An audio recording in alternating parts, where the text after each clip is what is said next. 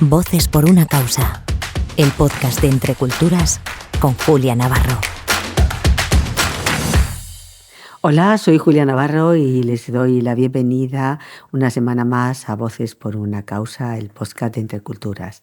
En el programa de hoy contamos con María Guerrero, que es la fundadora de Acción por la Música, y con ella nos vamos a acercar al impacto transformador de la música en las comunidades vulnerables y cómo la música, a través de la música, esta puede ser una herramienta poderosa para el cambio social. Les voy a contar alguna cosa de María Guerrero. Además de fundar Acción por la Música, tiene una larga trayectoria en el ámbito cultural y educativo, donde ha trabajado pues, para acercar la música a las comunidades más desfavorecidas, más vulnerables. Y Acción por la Música es una organización sin ánimo de lucro que utiliza la música como herramienta de transformación social. Se fundó en 2013 y esta entidad trabaja con niños, con jóvenes, con familias vulnerables y ofrece formación musical gratuita. Pero de todo esto vamos a hablar con María, nos lo va a contar ella. A mí me gustaría saber cómo se te ocurrió, cómo surge esta iniciativa. Pues Acción por la Música surge de un anhelo profundo, ¿no?, que llevaba tiempo en mí y que entiendo que es compartido por muchos, y es que toda la infancia, las comunidades puedan vivirse desde su propia dignidad, especialmente en contextos de vulnerabilidad, porque la música nos conecta con lo más humano, con nuestra dignidad, y desde ahí es más fácil vencer obstáculos. Pero, ¿cuál fue el clic? El clic es una historia bastante larga, pero bueno, voy a intentar abreviar. Yo era abogada en un despacho de abogados y me dedicaba a hacer fusiones y adquisiciones de empresas. Y un día vi un documental sobre el sistema del maestro Abreu, que yo creo que el maestro Abreu fue uno de los grandes hombres del siglo XX. Él creó el sistema de orquestas de Venezuela, que luego se ha extendido por muchos países y fue reconocido aquí con el premio Príncipe de Asturias. Cuando vi el documental, algo hizo clic en mí. Me hizo darme cuenta de que era posible transformar la vida de comunidades completas a través de un proyecto que gravitaba en orquestas. Y después de ver aquel documental, pues ya no pude frenarme. Tuve que dejar mi carrera como abogada, marcharme a conocer el sistema de cerca, convencerme de que eso era verdad, tenía que tocarlo. Me di cuenta de que sí y ahí empezó todo. Y hasta ese momento, ¿qué relación tenías tú con la música? Siempre la música ha sido un lugar de sanación para mí. Cuando era adolescente, que son años donde nos enfrentamos a tanta complejidad, ¿verdad? De repente se abre en nosotros una puerta al mundo que no teníamos y a veces cuesta gestionar todo eso. Para mí la música se convirtió en un refugio, en un lugar donde yo podía procesar todo lo que estaba viviendo. Mi padre trabajaba en el Teatro Real y yo desde pequeña estaba pues detrás del escenario y pues por toda la trastienda, ¿no? De lo que es algún una casa de instrumento? ópera. Toco la guitarra, la toco así un poco de taberna y de parroquia. Pero fíjate que aunque en un momento incluso llegamos a ser finalistas, una amiga y yo, en un concurso de canción de autor, porque nos gustaba cantar, aunque eso fuera así, en realidad yo nunca he querido tocar para un público. Yo me di cuenta muy pronto de que lo que me gustaba era compartir la música con otras personas. Y tuve una experiencia muy fuerte en un viaje de cooperación en verano en Santo Tomé y Príncipe, en el Golfo de Guinea, donde estaba con personas que habían sido esclavas y después se habían quedado a la deriva en esa isla y no podían regresar a su tierra de origen. Y pasé muchas tardes con ellos, supuestamente haciendo cosas útiles, pero lo más importante que hicimos fue cantar juntos. Al final del día, cuando todo terminaba, nos juntábamos al atardecer junto al mar a cantar. Y cuando cantábamos yo sentía que ahí sucedía lo más importante. Desaparecían las relaciones de ayuda, desaparecía esa aparente superioridad que tiene a veces un cooperante, ¿verdad? Y aparecía una unión profunda entre personas, que es el anhelo que tenemos todos los seres humanos, ¿no? Esa unión. Qué bonito, qué historia tan especial. Bueno, ahora voy a volver a ese sistema, el sistema, ¿no? Es el programa de Abreu de Venezuela. ¿Qué caracteriza este modelo y qué es lo que le hace diferente? El sistema busca llenar masivamente el tiempo libre de la infancia y de la juventud para que se convierta en un tiempo verdaderamente liberador, ¿no? Y no solo en un pasatiempos. El sistema hace una enseñanza musical que está impregnada de valores humanos, de compasión, de libertad, de empoderamiento, de reflexión, ¿no? De pensamiento crítico, y además siempre opera de manera colectiva. Y esto es muy importante porque si el sujeto de partida, de referencia, es una comunidad como es una orquesta, todo lo que hacemos va a ser partiendo de nuestra interdependencia, y en ese sentido es completamente diferente de lo que puede ser un conservatorio, que también desde luego cumple una función primordial, pero es una enseñanza musical completamente diferente, porque lo que busca es motivar y dignificar al niño desde el primer día que entra y se pone un instrumento en sus manos. Vosotros trabajáis fundamentalmente con niños y jóvenes que están en una situación de vulnerabilidad. Cuéntame alguna historia que pueda reflejar un poco el impacto de la música en la vida de algunos, de alguno de esos niños o de esos jóvenes con los que trabajáis. Aunque ya la de Santo Tomé me ha tocado el alma, me parece maravillosa. Sí, lo mejor de todo es que son muchísimas las historias que vamos viendo transformadas. Fíjate que yo no tenía, por así decirlo, necesidad de que esto funcionara. Cuando yo puse en marcha Acción por la Música, siempre sospechaba mucho de mí misma y quería asegurarme de que estábamos atendiendo una necesidad de una manera congruente y que hiciese avanzar, porque si no, no hay necesidad de estar haciendo cosas por muy buena intención que tengamos, ¿verdad? Pero ya desde el principio vi que había cambios. Por ejemplo, recuerdo que había una pareja de hermanitos que venían a nuestra primera orquesta y tenían una situación muy difícil en casa. Había una situación de violencia, había una situación de abuso de sustancias en casa y se notaba mucho. Cada vez que pasaba algo en casa, estaban en la orquesta, estaban muy nerviosos. Era una casa donde a veces, pues por los propios desórdenes, pues faltaba la comida, podía faltar lo más esencial, y eso que estamos en Madrid, ¿verdad? Pues ahora estos niños han hecho el bachillerato con sobresaliente, ¿no? Han sacado sobresaliente, unas notas espectaculares.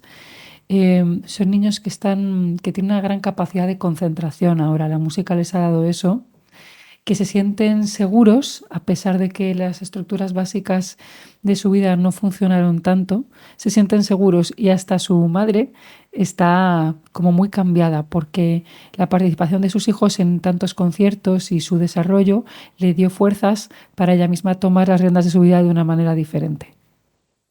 Bueno, hoy nos estás contando unas historias que realmente, como decía antes, te tocan el alma y de alguna manera nos estás explicando el rol de la música como motor de integración y cohesión social, ¿no?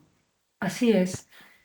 Fíjate que a veces cuando se habla del poder de la música parece algo hasta manido, ¿no? Como si quisiéramos darle superpoderes a una sustancia invisible como es la música. Lo que pasa es que la música es relación y es puente entre las personas. Y es un puente que se construye hasta el nivel más profundo, no solo el nivel de nuestras emociones, sino un lugar a donde acuden los chavales, que es un lugar de libertad radical, de libertad espiritual. Ellos mismos, cuando les preguntan qué sientes al hacer música, muchas veces dicen: me siento libre.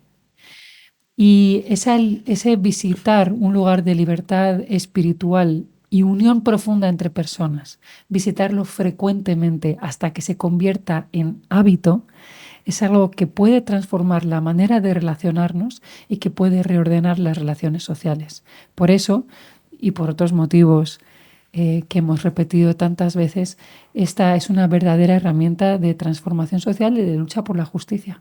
Es muy interesante lo que cuentas porque la educación musical ah, se consideraba casi un lujo, ¿no? Ha tenido un poco esa etiqueta.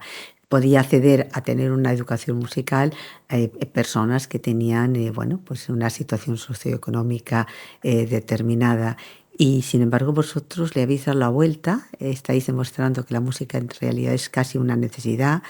Y bueno, ¿cómo habéis hecho para romper ese cliché de que la música es de unas minorías que se la pueden permitir en vez de una inmensa mayoría a la que incluso le puede ayudar a sanar el alma? Pues para romper esas ideas hemos tenido que desmontar muchos prejuicios. Pensar que la música es solamente para los genios o para la gente que se la puede permitir, que es algo meramente decorativo. Todas esas ideas, en el fondo, lo que hacen es destruir la capacidad que tiene la cultura, las artes, la música, para llegar al fondo del corazón humano y para transformar la sociedad. La música es lo más esencial.